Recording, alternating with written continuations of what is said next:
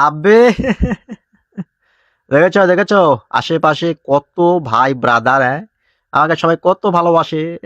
একবার শুধু বলেছি যে আমি রোজা রেখেছি, আমাকে একটু সবাই দেখাশোনা করে। দেখেছো ভাই ব্রাদারেরা কি করছে সবাই, আরে বাবা রে বাবা, চারিদিকে শুধু ভাই আর ব্রাদার। ইংলিশে বলছি, ইংলিশে ভাই আর ব্রাদার। ব্রাদার মানে ভাই, হ্যাঁ। তোমরা তো আর বুঝবে না।